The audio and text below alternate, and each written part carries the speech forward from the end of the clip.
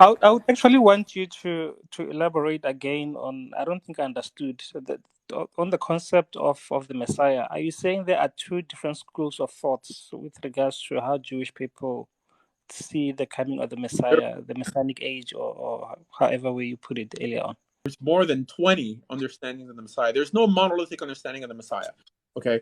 The most accepted view of the Messiah is that of Maimonides. They believe that Maimonides, i.e., the Rambam, has the best understanding of what the Messiah is or isn't, but the average person doesn't know what he actually writes about it. Because if they knew, they wouldn't be embellishing the idea so much of the Messiah. So according to Maimonides, the Messiah is just a regular guy. There's nothing going to change. That nothing's going to change in the Messianic age, with the exception that Israel's going to have sovereignty over themselves. That's it. This is all the Rambam has to say, that the Messiah is not going to live forever. The Messiah will eventually die like everybody else dies, and his son will take over.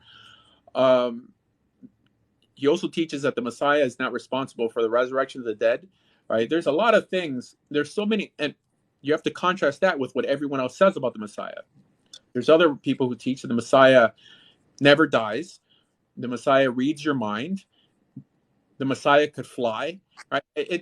There's no monolithic understanding about the Messiah. One thing that the average Jew is almost unanimous on is that Jesus is not the Messiah, and that is more reactionary than anything. I mean, they don't even think, right?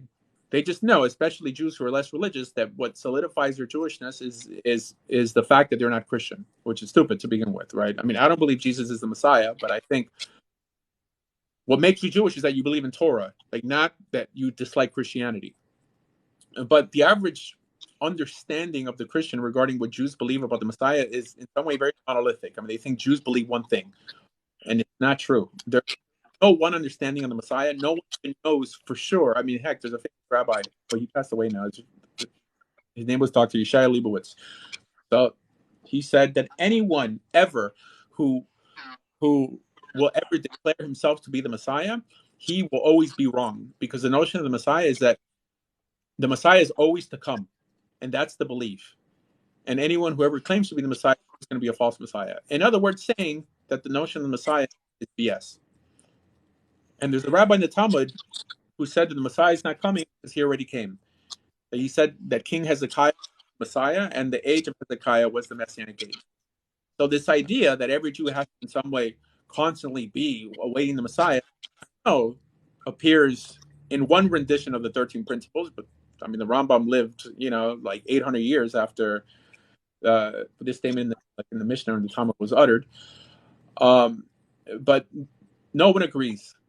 No one agrees in Judaism on what the Messiah is, what the Messiah is supposed to do. Nobody agrees.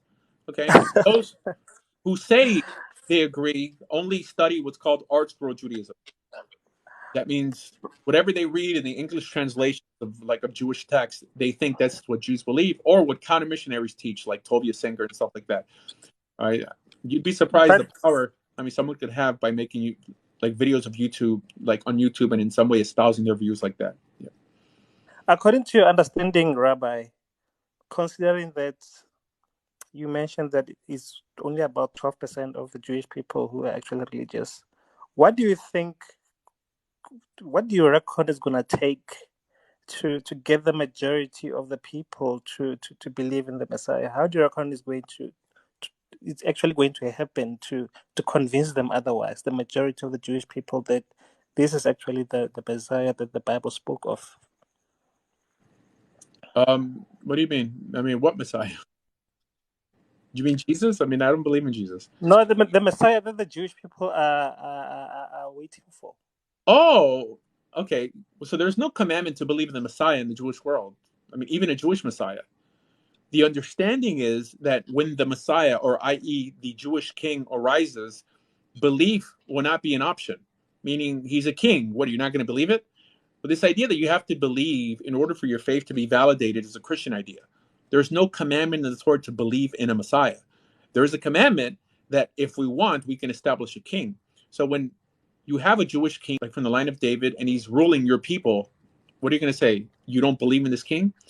Because you see, the notion of belief in Christianity regarding the Messiah is in some way claiming that he is validating your salvation. You're saved through his sacrifice on the cross. That's what belief has to do with Christianity regarding the Messiah. But in Judaism, we don't have this notion. So what is there necessarily to believe in? I mean, it's like you bring in a rabbi like to the synagogue, and the rabbi looks at you and asks you, "Do you believe in me?" You know, you're like, "Yeah, well, you're right in front of me." Right? But it's not that I accept you as Lord and Savior. So I don't know how belief comes into play in such So a. according to you, then the Christian belief is nothing short of outrageous lies to suggest that you know that you know Christ was God incarnate and is coming back again to rule over a millennium period of time on earth to bring about God's kingdom on earth.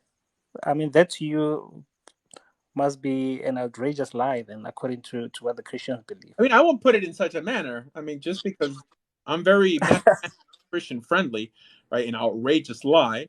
It's just not true. I mean, something could be not true or inaccurate.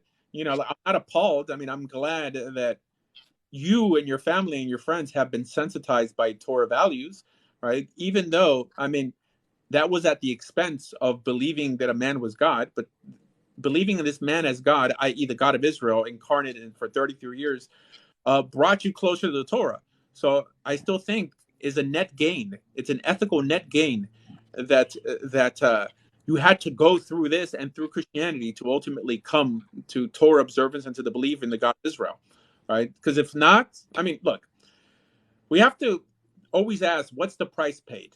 Okay, what's ultimately the price paid? I mean, it's better that someone comes to God via the New Testament than not come to God at all.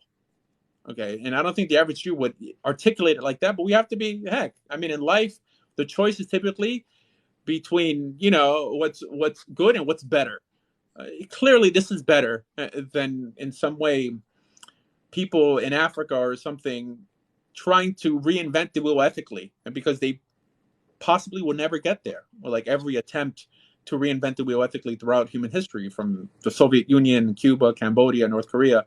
Right? Whenever you toss out biblical ethics, you typically leave a trail of blood and carnage. So, But you have to admit, though, Rabbi, that according to your own admission, God is not forthright enough with His creation to give people His exact mind, as it were, as to what He plans to do in the world. Because Christians are very confident that there is a God and He has spoken and He has given us a timeline of what He plans to do, and this is what's going to happen. According to Judaism, no one knows, no one can figure out God. People are just in the dark. It's just suppositions and interpolating what the scenario is. Whereas Christians are quite confident about God's timeline and plans. mhm. So you'd probably be surprised to know that virtually every idea of heaven, hell, God, even Son of God, and the notion of the Messiah appear 20 times over in Talmudic literature and rabbinic literature, uttered by people who existed before the New Testament was written. So the New Testament didn't invent these ideas. The New Testament is essentially a Jewish book written by Jewish authors who were familiar with these developed ideas throughout the centuries by rabbis. The difference is what we didn't do was create a different religion and start excluding people just because they didn't adopt this monolithic idea. This, in some way, this line of ideas that Christians agreed upon, that Paul agreed upon, to exclude everyone who didn't accept Jesus by. So the Talmud gives a more in-depth view of hell than Christianity does. The Talmud talks about 7 levels of hell, 7 levels of heaven, right? Kabbalistic literature goes even further, right? So it's not that Christianity has a more complete outlook. It's just that Christianity had what's known as the chutzpah, the audacity to in some way say that this understanding by us is the only understanding. And that if you don't agree with us, then you're going to hell. I don't think that gives them a more complete. I mean, here, look. I mean, for sure, it'll give people closure. Like, finally, I have an answer. But in life, There are typically easy answers